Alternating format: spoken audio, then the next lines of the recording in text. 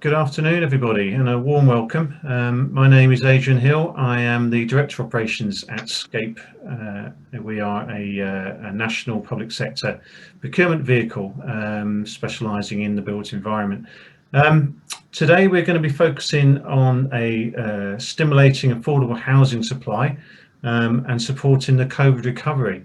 I have to say it's a real warm welcome to those people I can't actually see. So doing this via virtual conferencing is different, to say the least, but just as informative, hopefully today.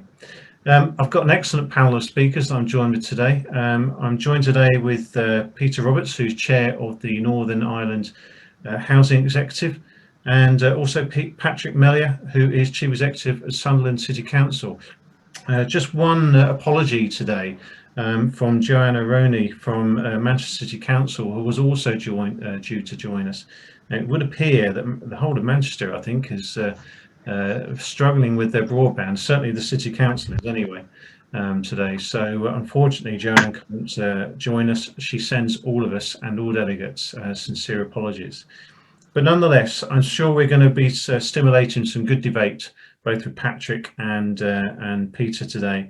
And what we need to kind of really focus on, what I'm looking to do today is really look at, I suppose, what areas of stimulating the housing sector both Peter's organisation and Patrick's organisations are looking at. And as well as that, kind of what issues that may be cropping up in terms of access to things like funding and land and planning issues and so on and so forth. And what we're trying to do, we'll go through a short presentation from both Patrick, Peter first and then Patrick. And then what I'll be doing is taking questions from delegates at the end of that session, and we'll look to get some sort of debates going forward from there with any luck. So without further ado, I'm going to introduce Professor Peter Roberts, who is the chair of the Northern Ireland Housing Executive. Peter, can I hand over to your good self?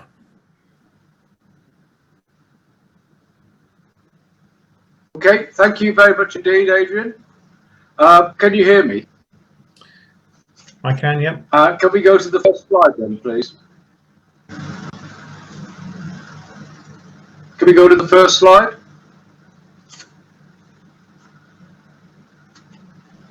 Can we go to the first slide? Hello?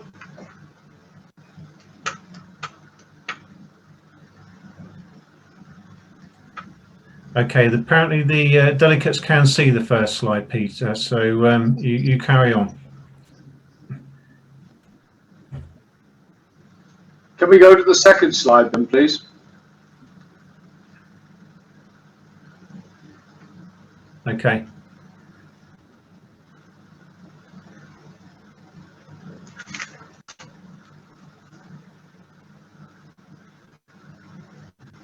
Okay, Peter, the second slide is up.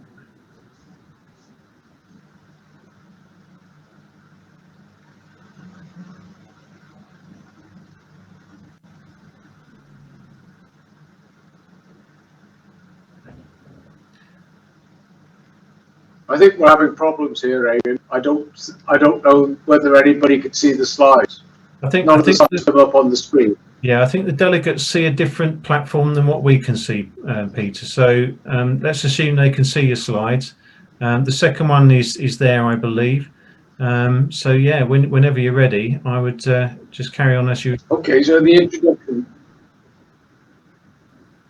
Well, yeah, I'm ready. I mean, I just can't see any of the slides. It doesn't seem to be on the screen. So basically, you should have a slide on your screen saying introduction.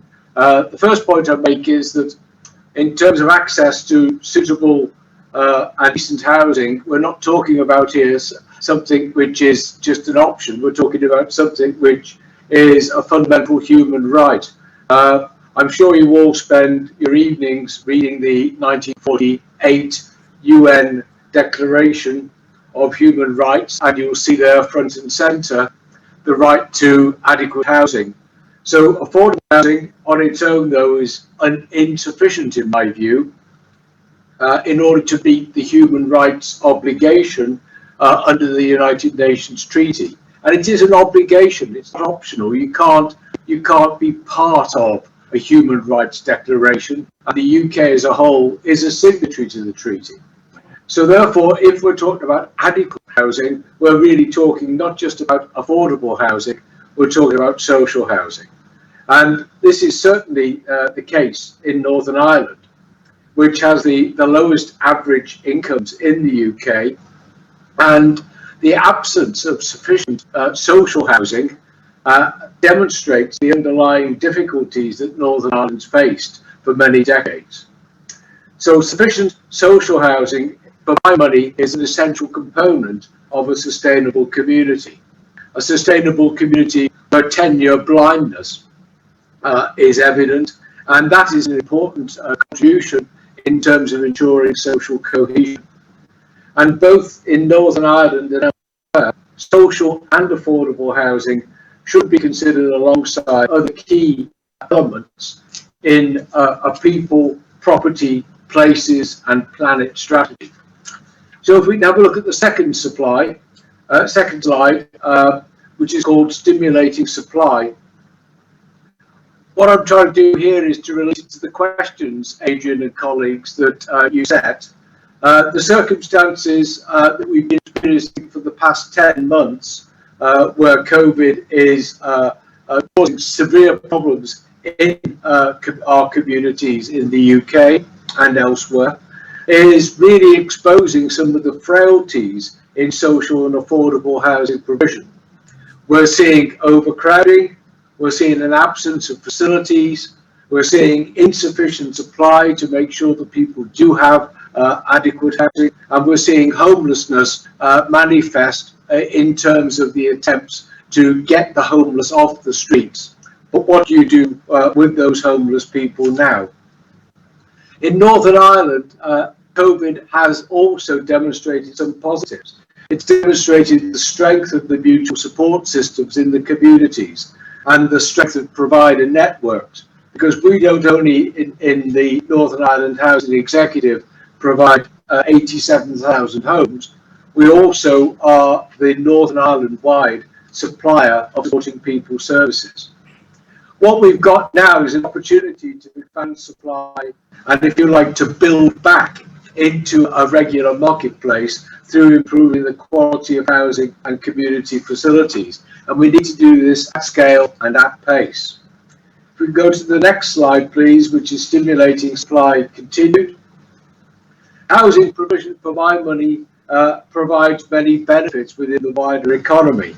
It has hugely high direct, indirect and consumption multipliers. It can actually start work quickly. We haven't got to spend 5 years building facilities. You can actually get on site very quickly. We create long-term assets and we create accompanying services and facilities. But there are barriers to be overcome. Things like land supply and assembly, management of the housing pipeline, construction methods. We need to move more rapidly to MMC. We need to make sure that capital is available. We need to overcome labour and skill shortages. And in many parts of the country, we need to overcome infrastructure problems. But these problems will vary between and within the 4 nations of the UK. Can I just say a word about Northern Ireland in a post-COVID world? Northern Ireland's got some specific challenges related to the provision of social housing. That's why the Housing Executive is here. We were formed just under 50 years ago to actually reflect some of those challenges, especially sectarian bias in housing allocation. And in the middle of the crisis, we've been formulating new policies so we come out with a much better provision in the future. On the 3rd of November, the Minister for Communities, Carol Nahulan, announced the need to increase supply of new social homes in order to address the level of housing stress. And she wants to see a 30% increase in supply of social homes over the next 3 years. Secondly, we need to ensure that provision matches changing needs of society. More homes fitted to the needs of vulnerable and elderly people, for example. She sees the need to reclassify the Housing Executive, which is currently classified by ONS as a quasi-public corporation, we need to be reclassified to take us out of the corporation tax. It's a great irony that the housing executive, which serves the needs of the poorest people in the United Kingdom, is not treated in the same way as a housing association.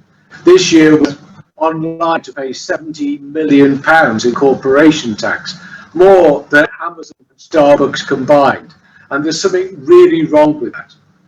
The fourth point to make is that we wish to see the housing executive exempted from other forms of taxation, and we need to see a way of tackling right to buy, because it's eroding the stock of social and affordable homes.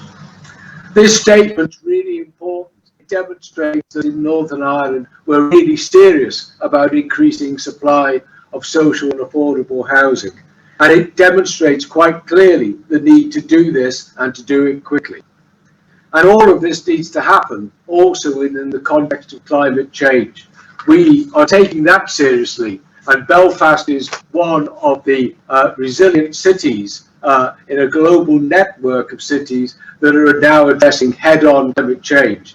And the housing executive, together with our colleagues in the housing associations, are targeting mitigating and combating climate change as a #1 issue. So there's just some thoughts ideas and thoughts which we can discuss, Adrian. I hope that actually gives people something to bite on.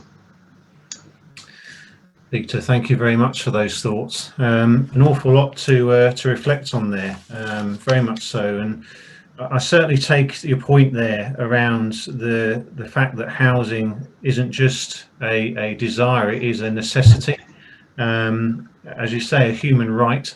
And with that, actually, you're absolutely right. It's not just about it being affordable. It is about it being accessible. And that very much brings in the need to focus on social stock as well as affordable stock, doesn't it? Completely agree. And the other 2 points there that I'll probably bring up later is around the pace and scale and the fact that it's needed to be done quickly. And as you rightly say, all in the context of climate change and so on and so forth. And it'd be interesting to kind of focus a little bit later, I think, on how we deal with that with existing stock, actually, to the needs for climate change. So with those thoughts, Patrick, I'll draw you in now, if that's okay. Very keen, I think all the delegates will be keen to see how you're tackling these issues in the northeast of England, in Sunderland.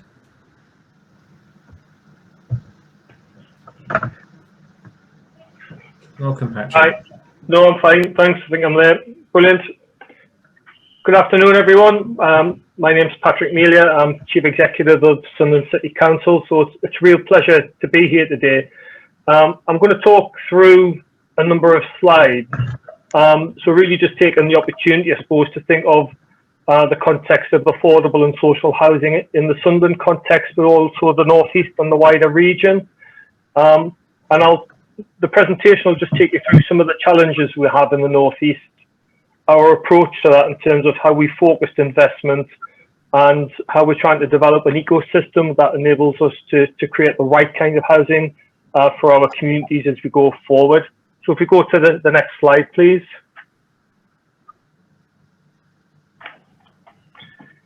So Sunderland is a really dynamic city. There's a lot going on at the moment across the whole of the city. And we do know that we need to grow the number of houses across the city over this next 10 years. And we're looking to somewhere between 8,000 to 10,000 new homes in the next 10 years. And we're really clear that has to be a mix of tenure, that it can't just all be affordable houses to purchase. It needs to also cover off our social needs. And it's very interesting when you look at the city. There's been a lot of housing over this last 15, 20 years being built outside of the city centre. And that's drawn talent. It's taken jobs away from the city centre. So when you look at our city, we have a population of 290,000 people. Only around 2,500 to 3,000 actually live in the core of the city centre itself. And I think that presents a real challenge, not just in terms of housing, but it's a real challenge for the city and how the city centre operates as I suppose, is an economic entity that creates wealth for the rest of the city and creates prosperity. There's plenty of housing around the city on the outskirts of it. We've got something called the Sunderland Growth Area, which was a green belt release, and we've had support of £20 million worth of HIT investment, and we will generate around 3,000 new homes, which will be mainly affordable homes and family homes.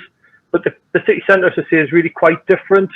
There are a large number of, there are several large residential sites in the city centre which have stalled, and the main problem, the real issue that we have, is around viability.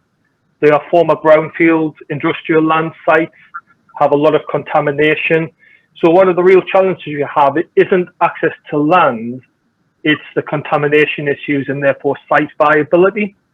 And if we are really going to build affordable homes for people, we really have to tackle those viability issues for developers. So what we have in the city centre is ageing social housing and not very much choice or flexibility in the kinds of housing that we've got. Our build costs and rental values are actually quite low in terms of the city, but actually that also then provides challenge in terms of skill shortages. And really, I think what this pandemic has demonstrated to us is development viability is even more constrained, and therefore that we need support to get sites moving forward. And we really need to target investment to key sites and really take on that desire to create high quality, affordable and healthy homes. And I think that issue around human rights is really important. Housing needs to be adequate to families' needs as well. People need to be proud of where they live. And I think that's a real challenge in terms of developing houses of the future. So on the next slide, we talk about just how we focused our investment as a city. We really understood that actually if we're going to create homes where people want to live in the city centre, if we're going to keep our talent, keep our young people and our families in the city centre, we really need to intervene as a council and actually invest. So by acquiring land, taking control of stalled developments, and really then thinking through how we invest in infrastructure. So whether that's transport infrastructure, which is really critical to releasing some land, but also we really think quite seriously around digital connectivity as a city. And as part of our development of the future to unlock housing volume and to release strategic brownfield sites, we understand the need to invest in infrastructure, transport, utilities, but also digital connectivity. And really, if you think about the levelling up agenda, cities like us in the north need that investment to unlock those key sites. We need to invest. But in doing that investment, it isn't just about the build cost of the building, it's also about the social and economic impacts on individuals. So if you have good quality housing that's affordable, you can keep talent in the city, you can actually create more jobs, and actually has wider economic benefits and social benefits for the city. And that's really important for us. So we are working really hard in promoting modern methods of construction. We work hard around innovative design and about carbon reduction. And there are real challenges in modern methods of construction and in carbon reduction because it really needs volume. So in terms of unlocking our sites, we need to try and unlock sites and build in MMC at volume. And therefore, that's why we need to think around a regional approach to that. And one of the other things that's very much on our mind as a council is also retrofit. We've actually got a lot of empty properties in the city. And what we are looking to do is how do we work with providers, how do we work with ourselves as a council and our RPs and bring those properties back into use. But they also need to be retrofit, they need to be brought up to modern standards so that they are a home that's desirable for people to live in. And that's kind of on the next slide, we talk about sustainable ecology. And I think in that sense, what we're talking about, if we are going to address housing needs, you can't just do it as a standalone city of 300,000 people. It needs to be a regional approach. If you're going to do modern methods of construction, it needs volume, and that volume comes from working across the region as a whole, so that actually we can put our combined skills and assets together to create critical volume and therefore enable us to develop sustainable housing as we move forward. And I've said already, we are embracing modern methods of construction. We think that's really important as we move forward. What we should be building is smart homes, and that needs volume to do that, and in a way that makes it therefore viable to do that. And that's something that's very much on our mind. We are working with our university, we're working with our college, and just thinking through the housing workforce of the future as well, because that's going to be critical. If you're going to build more housing at pace, you need that workforce, the workforce that can work in houses as they are now, but also a workforce that can retrofit, as well as a workforce that can build modern methods of construction as you go forward. And we are very clear that, I think Peter's words are around 10-year blind. I think that's really important. If you're really going to try and create vibrant and sustainable communities, there needs to be a mix of housing, so not just all social housing in one area and all homes for sale in a different area. It actually needs to be that mix, because then you create much more vibrant communities, and we think that's really important for us as we go forward. The next slide. So I've talked about that. Some of the things we've done is strategic land acquisition, and then also what we've done is brought forward a master plan.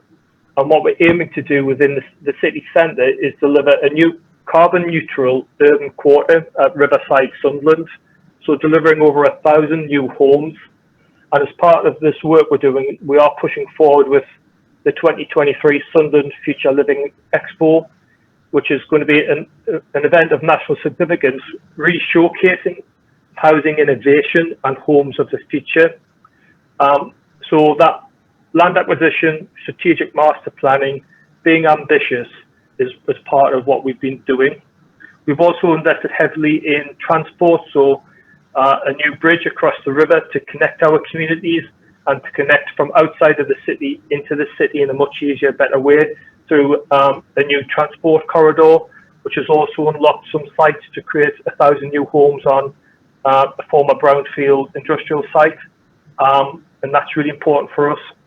We're also working with the LEP and Moby and Sunderland College to deliver what we're calling a Housing Innovation and Construction Skills Academy, and really create that link between industry, academia, education and training and upskilling, so that we will support research and development of future housing solutions, but also enable us to create the workforce of the future to build out these homes and to do retrofit and everything else that we need to do in terms of the carbon agenda.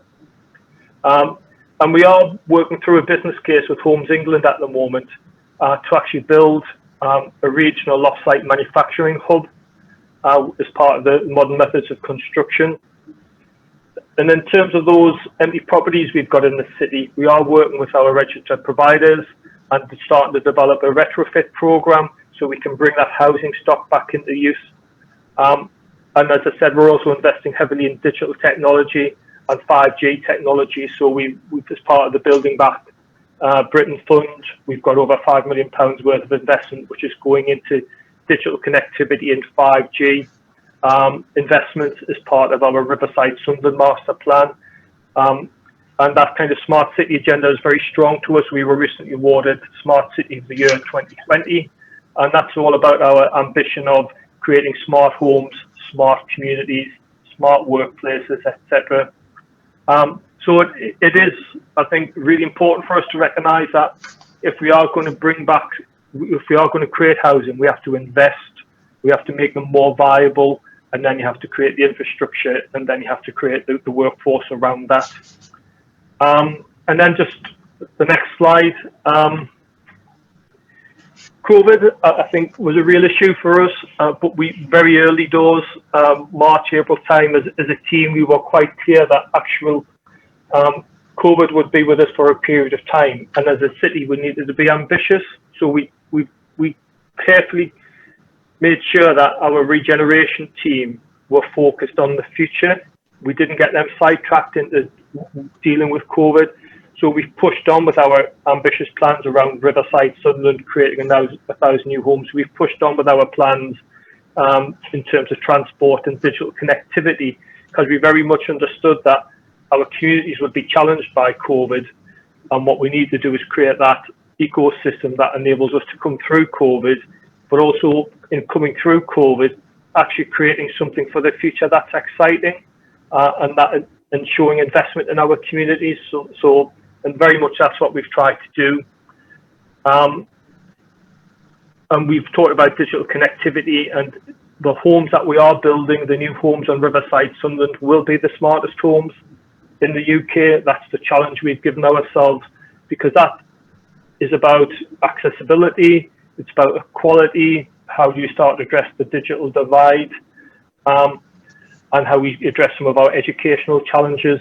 So it's really important that we build that in as well. It's not just about the fabric of the house, it's about the community, and it's about connectivity. And we are really about creating a vibrant, healthy and dynamic city. But we really see high quality, affordable homes, healthy homes as really part of what we're trying to do to help our residents both now and in the future. So that's me done, Adrian. Patrick, thank you ever so much for that. I have written down an absolute shed load of notes following that one. So many points. And just to sort of summarise both really, because I'm going to be quick because there's a number of questions coming in, and I'm really keen for the delegates to have the opportunity to ask the panel both of your questions whilst you're here. But just to summarise, you talk very much about the viability, and land, you know, with housing is absolutely key. You can't do one without the other. And I think, you know, that kind of links into the thing you talked about around volume. So certainly through my organisation, you know, we do a lot of jobs for local authorities where there's, say, a garage site, or, you know, a small kind of a site where there may be sort of 3, 4, sometimes a dozen buildings, which is fine. It adds to the mix, but, you know, it's not going to crack the problem in any way, shape or form. And certainly when it comes to MMC, MMC and volume are key. They go hand in hand without a shadow of a doubt. You know, for me, it's like a bit like kind of buying a Focus from a Ford dealer. You have volume there, you have choice.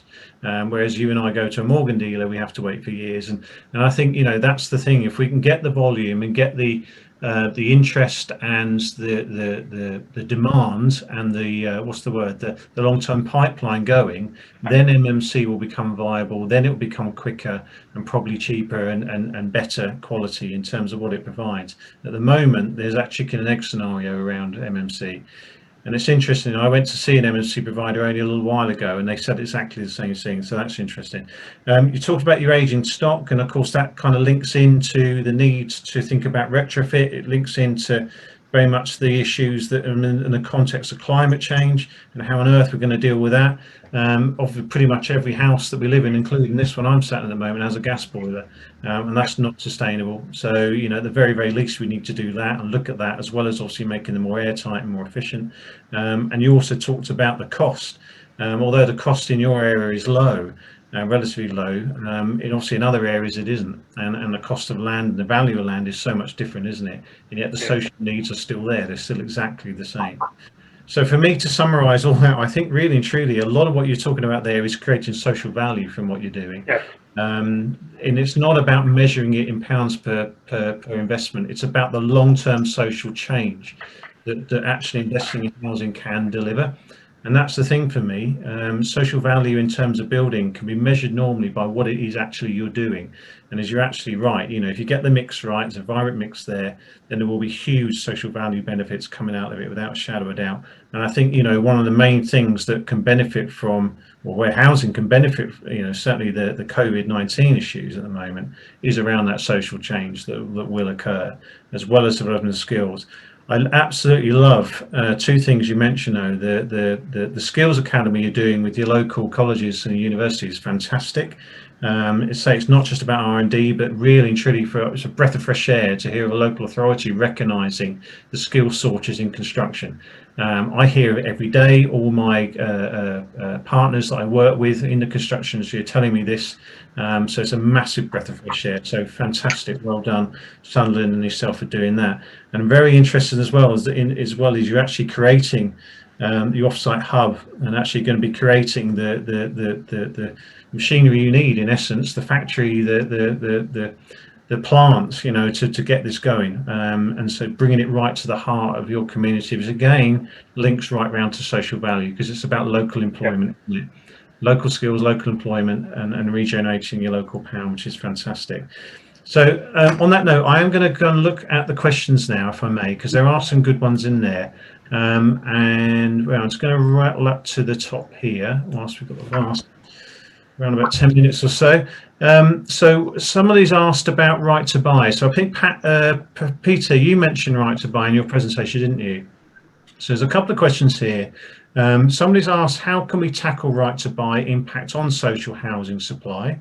I think you kind of maybe mentioned the answer, and then someone else has kind of followed that up with right to buy is actually, you know, it's kind of an investment subsidy to tenants. If you remove it, you're affecting the wealth of tenants. That needs to be compensated somehow. And right to buy currently is a statutory right. Peter, did you want to comment on that at all in terms of right to buy? I know it's something you mentioned. Yes, two things. Yeah. Okay. Yes, absolutely. I think there's 2 points to make here. One is that from the very beginning with right to buy, I accept that it is a statutory obligation, but my personal view is that we need a minimum replacement for every home purchased. We need to put back at least 2 or 3 homes, because we're actually dealing here with a diminishing supply and also accelerating demand. So we've got great divergence between availability and what people need. And again, going back to my point, this is not just about profit and loss. It's about a fundamental human right, a point you've made.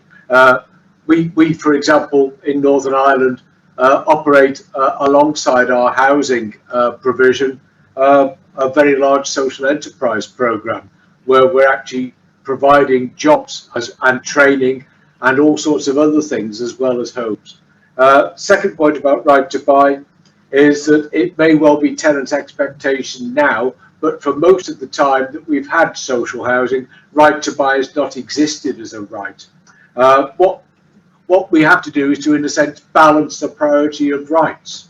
Do we have a greater obligation to meet that fundamental human right, or do we have an obligation to meet a right to buy? And personally, I think the right to housing is more important than the individual's right to purchase the property which they're renting. Simple as that. Yeah, yeah, good points. Good points, Peter. Patrick, did you want to come in at all on? Yeah, if I could, I think I agree that for everyone that's sold, we should be building back again. I think that's really important. People do value social housing, and we should value it as a community and as a country. And actually, I think my main bugbear about right to buy over the years has been, I've walked around. So my previous council, I could walk around an estate that was principally originally a council estate. The problem property was a house that was being subject to right to buy, and then taken over by a private landlord, and that's caused real problems on an estate or on an area, because it's a private landlord who doesn't live in the area, can live in a different country, and doesn't care what's going on the property. So quite often for me, it's the social impact of right to buy, which I've noticed right across most areas where I've worked, that it's the right to buy that's falling in the hands of a private landlord that doesn't live in the area, that creates the social problem and creates community tensions, and that's a real issue for me. Yeah, that's an excellent point, Patrick, isn't it? It's not about the actual right to buy. So it's about who's buying it, isn't it? Sorry, Peter, go on.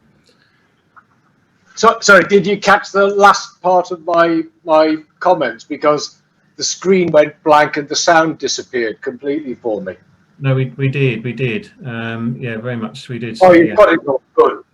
Yeah, I mean, just pick up the point that's just been made. The number of our properties which are now in the hands of private landlords, and basically the same property in the same tower block, it's costing more than double the rent that we charge. And, you know, we're not now seeing people renting from a private landlord in a former housing executive home operating at the same level of rent, and there's gross inequalities in the system.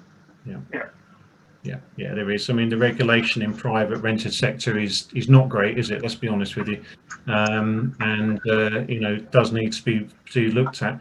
But in essence, I think what Patrick and Peter, what you're both saying is that the right to buy should remain, but there should be more stricter controls in terms of who that right to buy goes to. I think, in simple terms, isn't it? And you know, I remember my own. I'd get rid of it altogether. Well, there's one way of looking at it, but no, I do remember my own parents were beneficiaries of the right to buy, and you know, they stayed quite happy in terms of their owned council house for many years. Funny enough, that now is in the hands of a housing association, but Adrian, I think we need to introduce the type of, if we are going to sell publicly owned property to people under right to buy, the least we can expect is an affordability heritage clause in terms of subsequent sales of the property. Yeah, good point. Okay, I'm going to move it on. There's another question here about the community infrastructure levy, and someone is asking whether or not the new levy will impact on the ability to buy affordable homes using 106, which is an interesting question.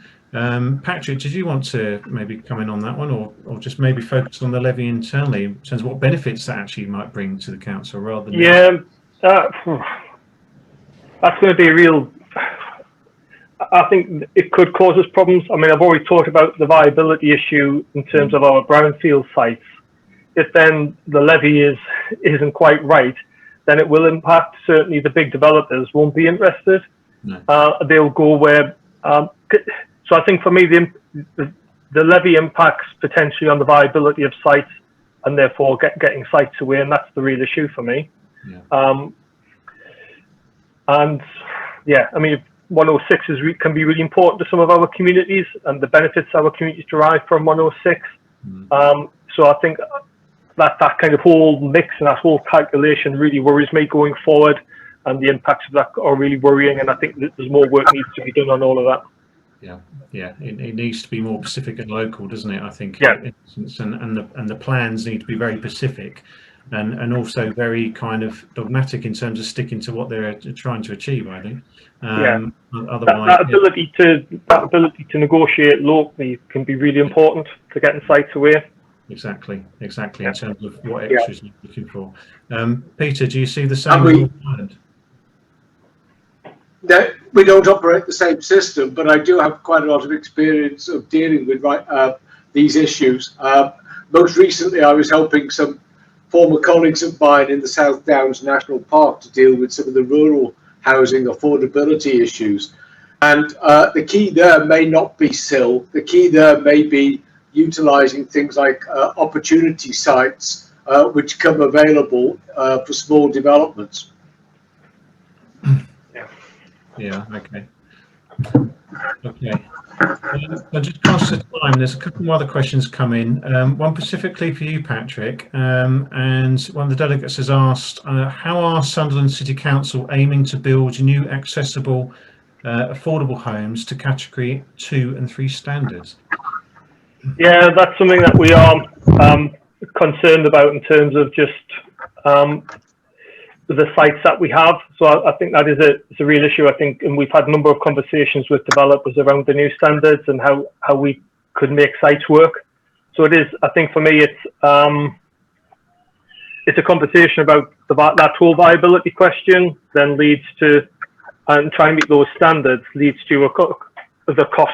It's always a cost issue and that longer term impact. So certainly that whole conversation that you have around site viability, then 106 monies and everything else is a real difficult conversation to have. It is about, for me, it's that local conversation about the sites and then what support we can give. It's a good point. It's just another legislative issue that you've got to deal with, and it just makes the whole thing more complex, unfortunately. I don't know where Peter is at the moment. Anyway. I'm still here, don't worry. I'm having technology problems on a monumental scale. Just worrying because I want to see it was a tiled wall, so I was wondering what was in the laptop. Okay, so just one other question here. Around, where are we? It's a question here mainly around funding. So yeah, one of the delegates has asked, is it short-sighted of the government to end the community housing fund, which could support more communities to develop affordable housing projects? Again, Patrick, did you want to focus on that one? Yeah. I mean, I think it's that understanding is that housing's for it is about the community impact. I think housing, and if you get housing wrong, it can have significant impacts on the communities around there and the neighbourhoods. But the ability of a community to, I suppose, to push forward housing projects with support from that housing fund is really important for me. And so I think how we engage our communities and get their support on new developments is really important. And I think any funding that we have that enables that to happen is crucial for us. So it's only short-sighted if it's not replaced with something that's helpful going forward. If we get something else in its place that is helpful and enables us to work with communities and develop affordable housing, then that's fine. So I think it's what comes next, and how do we use the funds that are going to be made available. Well, I mean, if you remember, Patrick, earlier this morning when I spoke to you, we talked about the new funding that's coming through and the what if maybes that may come with it. £7.1 billion home building fund, £12.2 billion affordable homes fund, but we don't know yet what strings may come attached to that, do we? And that is the key thing, really. So, it always comes down to these three issues, doesn't it? It's land, funding, and then the regulatory issues that centre around it, and all the different connotations that come from it. And interestingly, one person has just pointed out here in a question, but it's a good point. Clearly, a fellow local authority colleague, they said here, would it not benefit councils to retain all of the receipt from Right to Buy? Currently, you only retain about 84%. So absolutely, it would, wouldn't it? Without showing. Definitely. Yeah. And it goes back to my point before. I think that we need to accept that the gap is growing between supply and demand, and therefore I would argue that not only retain, but we need, if government's serious, we need to double the amount that's actually put then back into the pot to create new homes. Yeah, completely. We need to be ambitious. Yeah. Well, that's the thing, isn't it? Yeah, with the ambition comes from pumping the money. Yeah. Sorry, Peter. Sorry, can it just the community housing fund? I'm a huge fan of community self-build because I think it creates massive social cohesion as well. You create homes and you also at the same time create social cohesion, and I think that's really important. Yeah, completely agree. Okay. Yeah, which is why, in terms of the new funds that the government are making available that you just mentioned, Adrian, that it's not just about the build and cost ratio. For me, it's the social impact really has to be thought through in terms of how those funds are allocated. And I think that's just really important, and quite often it gets lost in terms of the criteria and how government money is used to figure out the social impact of housing. Well, I completely agree, and otherwise we end up with doing the same mistakes we saw in the 50s and 60s, don't we? Yeah. And in terms of just building stuff quick for the sake of it, and that's not what we want. So I think there needs to be a happy blend of speed, but also, say, a complete vibrancy and social cohesion. Completely agree. Can I just make a point about that? I mean, the Northern Ireland Housing Executive is an absolute. It is probably the greatest demonstration of that in the United Kingdom, simply because the executive was created at a point in time when there was huge sectarian dissension in Northern Ireland, much of it around housing. This is 50 years ago when the Troubles were at their height, and it's very interesting that the housing executive, as an unbiased, even-handed provider of social homes, is often cited by tenants and residents who don't live in our homes as one of the greatest forces for social cohesion in Northern Ireland society. Yeah. So forget about the fact as to the quality of the homes in a physical sense. The quality of the homes in the social sense is hugely, hugely important. And I think collectively everybody needs to learn those lessons. Where we get this right, then we actually make a huge difference, not just in terms of housing, but in terms of creating and maintaining sustainable communities. Yeah, completely agree. Completely agree. And to be honest with you, that is a cracking point to bring the debate to a finish, because we have unfortunately run out of time. Can I invite everybody to come and join us next in 2021, COVID willing, to come and join us to celebrate that achievement in Northern Ireland. We are very proud of it, and we're determined to actually kick on and have another hugely successful half century. Thanks, Adrian. That's all right. I think you should be justifiably proud of that. Absolutely, Peter. It's a fantastic achievement. So yeah, that brings really this session to a close, which is zipped by. That's the quickest 45 minutes I've spent in a long time. And I think we've covered so much, which I've summed up before. And I'd just like to end today with just some thanks, really. Just a thanks both Peter and Patrick for your invaluable contributions today. I think it's an absolute pleasure to hear both of you and talking about what you're doing. I think clearly, there is some fantastic things going on in both your organisations, and I really applaud both of you for doing what you're doing. It's brilliant.